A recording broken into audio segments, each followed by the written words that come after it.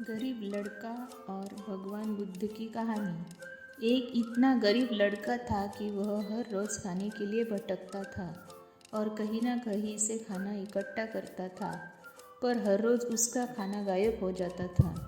एक दिन उसे पता चला एक चूहा उसका खाना चुराता, तो उसने उस चूहे को पकड़ा और उससे पूछा कि तुझे पता है मैं इतना गरीब हूँ, फिर भी तू मेरा खाना चुराता है।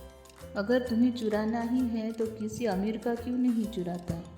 तो वह चूहा बोला कि तेरी किस्मत में कुछ ही चीज़ें लिखी है, वही मिलेगी। भले तू कितनी ही कोशिश कर ले, भले तू कितना भी इकट्ठा कर ले, उसे अपने पास नहीं रख सकता।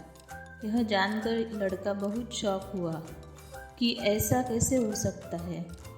तो चूहे ने कहा कि अगर तुझे जानना ही है कि तेरी किस्मत में क्या लिखा है तो भगवान बुद्ध के पास जाना पड़ेगा। वही तुम्हें बता सकते हैं कि तुम्हारे किस्मत में क्या है। इसलिए वह लड़का भगवान बुद्ध से मिलने के लिए निकल पड़ा। चलते चलते बहुत रात हो गई थी, इसलिए रास्ते में उसने एक हवेली देखी और उस घरवाले से एक रात रहने के लिए इजाज़त मांगी। उसे इजाज़त मिल गई।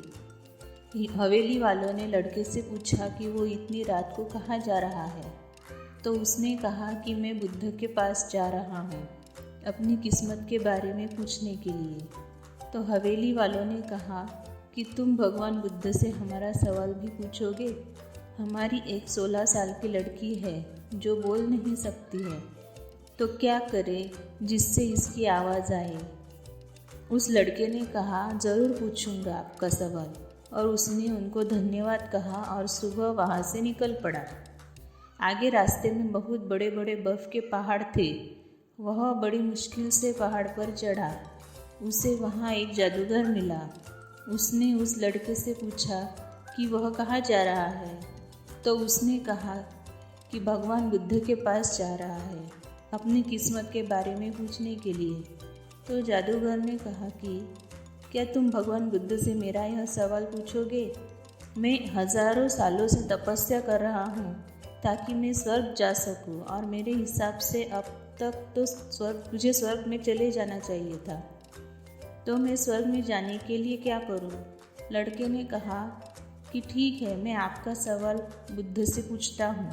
उस जादूगर के पास एक छड़ी थी। उस छड़ी की मदद से उस लड़के को बर्फ़ के पहाड़ के उस पार पहुंचा दिया। जब वह आगे बढ़ा तो उसे उसके सामने बहुत बड़ी चुनौती थी। वहाँ बहुत बड़ी नदी थी जो वह खुद नहीं पार कर सकता था। तभी उसकी मुलाकात विशालकाय कछुए से हुई। कछुआ उसे लेकर जाने के लिए तैयार हो गया। फिर कछुए ने भी उसे वही सवाल पूछा, तुम कहाँ जा रहे हो। तो उसने सब बताया। तो कछुए ने भी एक सवाल पूछने के लिए कहा, मैं 500 सालों से ड्रैगन बनने की कोशिश कर रहा हूँ, पर अभी तक नहीं बन पाया। तो मैं ऐसा क्या करूँ जिससे मैं ड्रैगन बन जाऊँ। लड़के ने कहा, मैं आपका सवाल ज़रूर पूछूंगा। कछुए ने लड़के को अपनी पीठ पर बिठाया और नदी के उस पार पहुँचाया। आखिरकार लड़का भगवान बुद्ध के पास पहुँच गया। वहाँ बहुत सारे लोग थे। बुद्ध ने कहा, एक व्यक्ति के केवल 3 सवालों के जवाब दूंगा।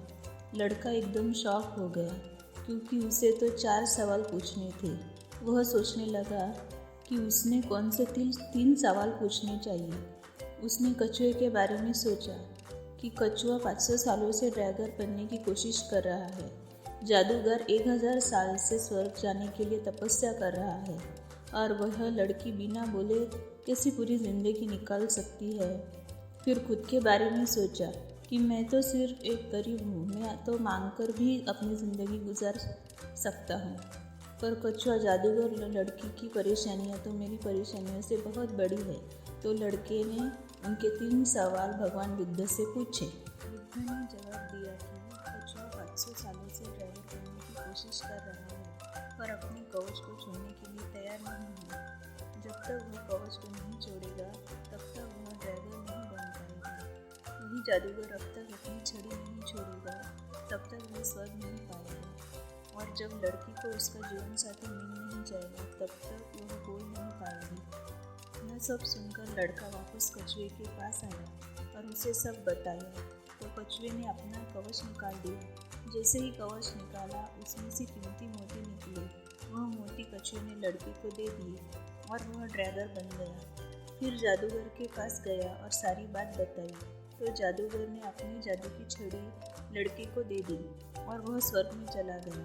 उसके बाद लड़का उसी हवेली में गया जहाँ उसने रात गुजारी थी।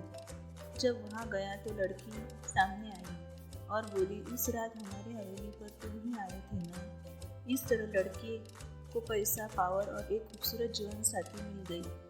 हमें यह सीख मिलती है, जीवन में कुछ पाने के लिए कुछ देना पड़ता है। जब जादूगर ने छड़ी दी तो उसे स्वर्ग मिल गया। वैसे ही जीवन में कुछ बड़ा करने के लिए अपने कंफर्ट जोन से बाहर आना होता है। पानी का जहाज सबसे ज़्यादा किनारे पर ही होता है, पर जहाज किनारे के लिए नहीं बना है। वह बीच समुद्र में लहरों को चीरते हुए आगे बढ़ने के लिए बना है।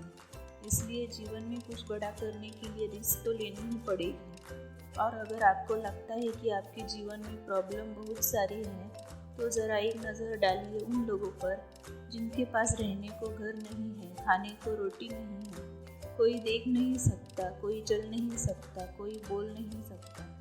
क्या आपकी प्रॉब्लम उनके प्रॉब्लम से बड़ी है? Stay positive, be happy. Thank you.